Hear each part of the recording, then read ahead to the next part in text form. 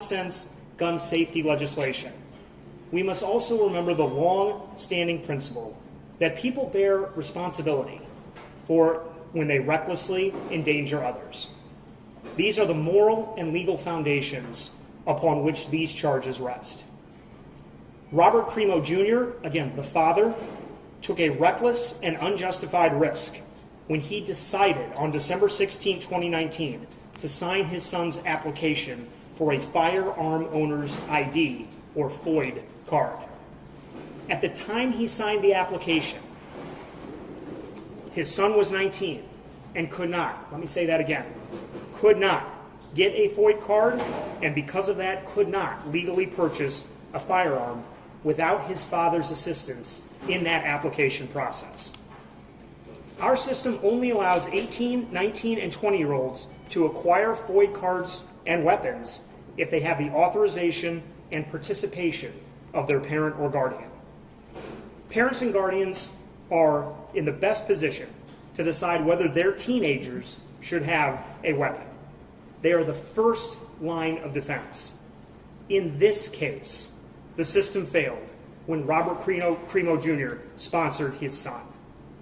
He knew what he knew, and he signed the form anyway.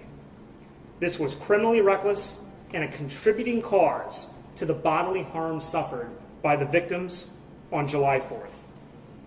Mr. Crimo Jr. will appear tomorrow before in court to have a bond set. He turned himself in this afternoon to the Highland Park Police Department. This prosecution is 7 counts. It is brought in the names of the 7 people who died on July 4th. Jacqueline, Nicholas, Catherine, Irina, Kevin, Stephen, and Eduardo deserve decisive action from this office as well as from legislators. For too long, we have allowed a vocal minority to drown out the will of the majority and to stall common sense legislation about gun safety. Shattered communities deserve better. Gun violence is a uniquely American devastation, but it is not destiny. It is a decision. And in my role of State's Attorney of Lake County and as a father, I am once again asking legislators to make the decision that this will never happen again by banning assault weapons and large capacity magazines. I'm happy to answer a few questions, but I want to remind everybody this is a pending case. I will not be getting into the specifics of the evidence. So Illinois State Police approved the application the dad sponsored. So what is the reckless conduct? Yep, that's a good question. It's because of the information that the father had about his own son.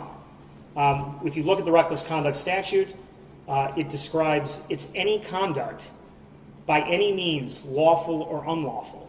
So the conduct itself doesn't have to be by itself unlawful, right? It's not a DUI, and a DUI is unlawful, and that's also reckless conduct. It can be, of course, lawful actions. So based on what the father knew, the specific information that the father knew, he was reckless, and it was reckless conduct. What was that specific info? I'm not going to answer that. I'm not going to get into the specifics of the evidence. What does he have to attest to the son's fitness on that? Great question. What does he have to do? Great question. He doesn't. He doesn't. The FOID application, which I believe is changing, I would refer you to questions to the Illinois State Police about the specifics of the application. But the FOID application is something that he simply has to sign. He answers a few questions about himself. I was very surprised by that. He's answering questions about himself, not about the person receiving the FOID card. But the parents know what is going on with their teenagers. And so he knows what's going on, and it was reckless for him to participate in the FOID process in that way in this case. Mr. Ryan, is it possible that you can talk to the state's attorney, as the state's attorney, talk to the state rep and the state senator to probably get that law, get that off the application? Yes, great question. My understanding is that there are some changes that have already happened internally in the Illinois State Police. My understanding is that there's also legislation, proposed legislation, of course, that will change some parts of the FOID application process, as well as potentially the ages of when you can receive a FOID card. If he's convicted on all 7 charges, what's the most what's the most punishment he could face? Each count of reckless conduct is a felony. Each count of reckless conduct faces up to 3 years in prison. Typically, reckless conduct charges are concurrently, so it would be 3 years in prison. What would be your recommendation in terms of bond? Do you see him as like a flight risk? Yeah, great question. I really don't want to get into that because there will be a bond hearing tomorrow, and we're going to have to actually argue that tomorrow. And I don't want to highlight our argument in that way. We need to make that argument tomorrow, and we'll let you know what we talk about tomorrow.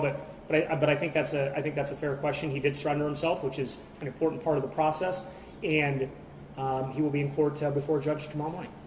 When we've asked the family or the family's attorneys about his involvement in the FOID process, they've always thrown it back at ISP. They've said ISP should have seen or known that he could have been dangerous. Any response to that? ISP does not know more than someone about their son.